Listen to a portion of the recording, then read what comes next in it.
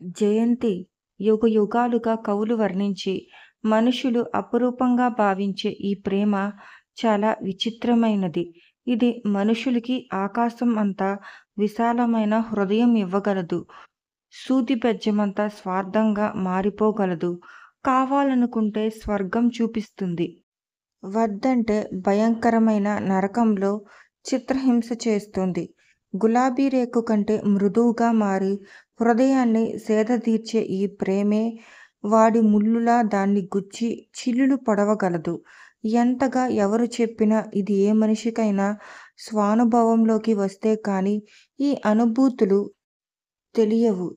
మొట్టమొదట ప్రసాద్ చేతులతో నిన్ను పైకి తీసుకెళ్ళిపోతుంటే అతన్ని హత్య చేయాలన్నంత కోపం వచ్చింది.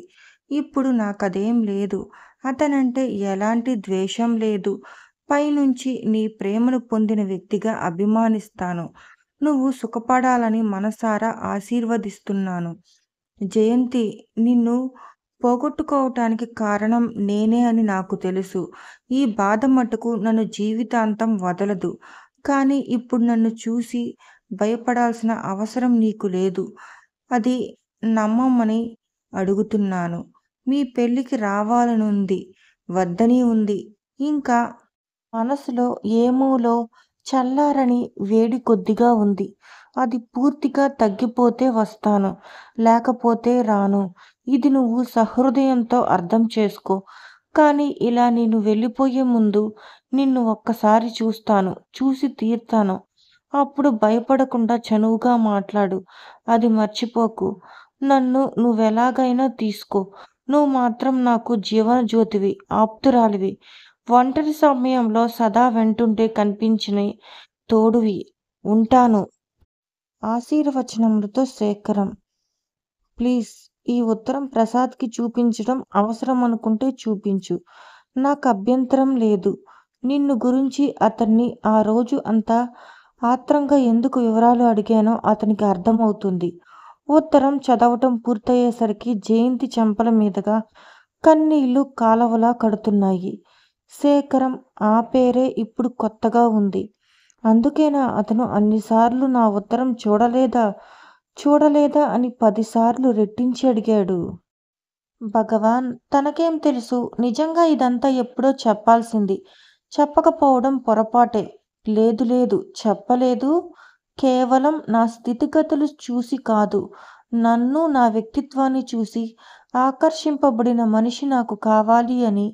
అదే అతని ఉద్దేశమైతే అతనే గెలిచాడు. ఈ ఉత్తరం చూడకముందేగా తను వచ్చేసింది. జయంతికి చాలాసేపటి వరకు అసలు ఆ మంచం మీద నుంచి లేవాలనే అనిపించలేదు.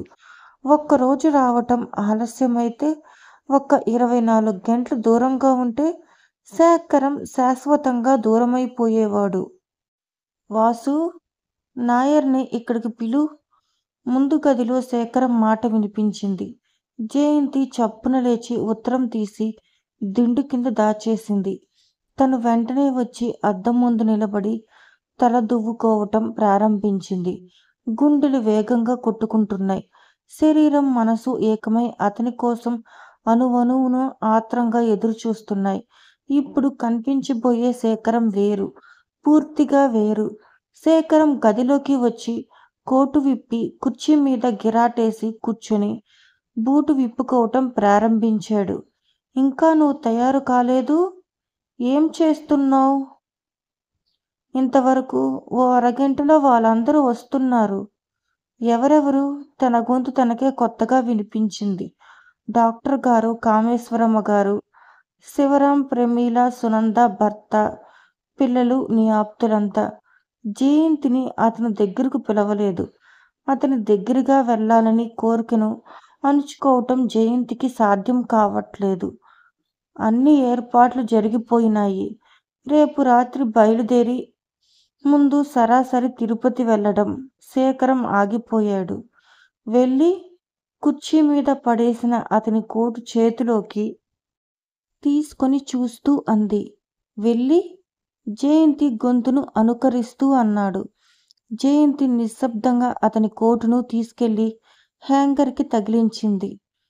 వెళ్ళి తర్వాత అక్కడి నుంచి యాత్ర విసుగు పుట్టినన్ని రోజులు నువ్వు ప్రయాణం చేయలేక ఇల్లు ఇల్లు అని గోల పెట్టేంత వరకు.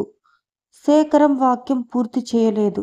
మెల్లగా జయంతి వెనక నుంచి అతని మెడ చుట్టూ చేతులు వేసి భుజం మీద తల ఆంచుకుంది. ఓ, దీని భావమేమి?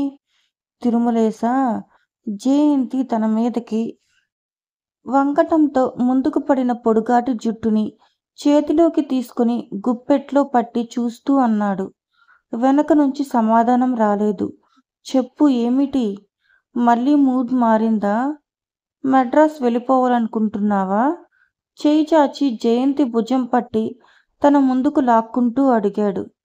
క్షణం సేపు ఇద్దరి చూపులు కలుసుకున్నాయి. జయంతి రెండు కళ్ళ నిండా నీళ్లు నిండి ఉన్నాయి. మై గాడ్ జయంతి! శేఖరం ఆదుర్దగా చూశాడు. జయంతి చప్పున అతని గుండెల్లో మొహం దాచుకుంది. ఏమిటి? ఏమైంది? కంగారుగా అడిగాడు. మీరు మీరు నాకెందుకు చెప్పలేదు? ఏమిటి? ఏం చెప్పలేదు? ఉత్తరం గురించి. ఉత్తరమా? మీరు మద్రాస్కి పోస్ట్ చేసిన ఉత్తరం ఈరోజు తిరిగి వచ్చింది. జయంతి? శేఖరం పెదవులు అస్పష్టంగా పలికాయి.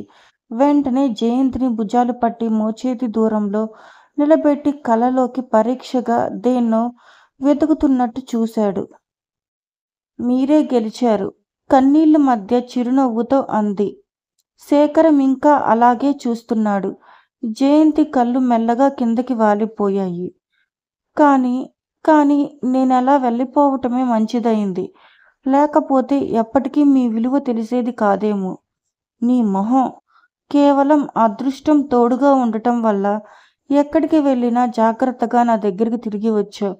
ఒకవేళ ప్రకాశమే బ్రతికి ఉంటే? జయంతి శరీరం భయంతో జలధరించింది. నిజం అంది ఒప్పుకుంటున్నట్టు.